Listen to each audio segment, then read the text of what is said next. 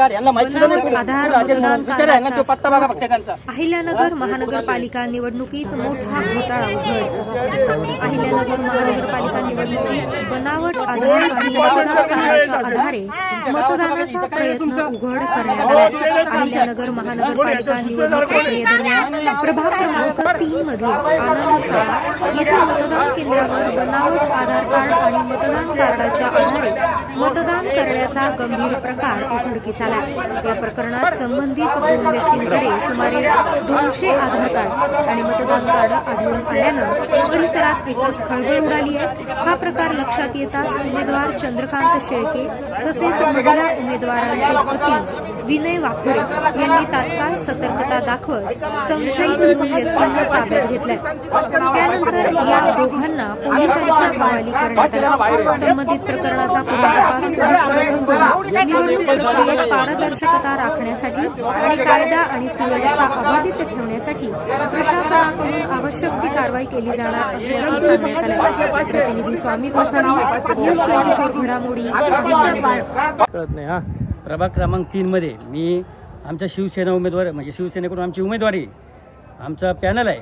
पण मी मगाशी काय झालं, मला पारिजात चौकातून फोन आला की इथं पैसे वाटू राहिले। तर मी तिथं गेलो असता बघितलं तर मी 3 वेळेस तोफखाना पोलीस स्टेशनला फोन केला। 1 घंटा मी तिथे थांबलो पण कोणीही आलं नाही।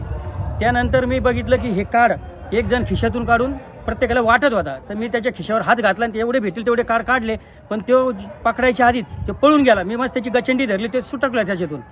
तर हे कार्ड मला एवढे भेटले आणि एवढं होऊन बी आम्ही ज्यावेळेस आतमध्ये निवडणूक अधिकाऱ्याकडे राहिलो तिथं तर ते नव्हते। ते म्हणले हे आमचं काम नाही, हे पोलिसांचं आहे। तर आम्ही 2 जणांचं कार्ड तिथंच लगेच अजून पकडलं। तर त्याच्यामध्ये काय झालं, ते त्यांचं कार्ड घेतलं आणि त्यांना विचारलं की बाबा तुम्ही कुठं राहता। त्यांना पत्तासुद्धा माहिती नाही त्या कार्डवरचा कुठं राहायचा। त्यांना पोलिसांनी आत्ता नेलं। जर ही पोलिसांनी कारवाई नाही केली आणि निवडणूक अधिकाऱ्याला माझं म्हणणं आहे आणि नगरकार्याला माझं म्हणणं आहे की तुम्ही लोकशाहीच्या विरोधात हे जे लोक कामं करतात ह्यांच्या विरोधात झटून तुम्ही इथं जे इमानदार लोक आहेत त्यांना निवडून द्या, नाही तर आपल्या नगरचं वाटवच होणार आहे। वाटवच चालू आहे।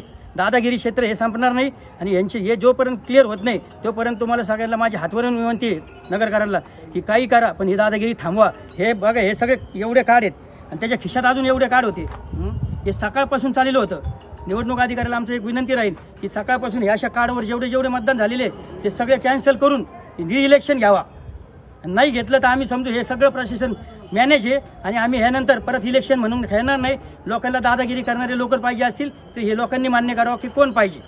जय हिंद, जय महाराष्ट्र। अशाच बातम्यांचा आढावा घेण्यासाठी आजच आपल्या YouTube चॅनलला सबस्क्राईब करा।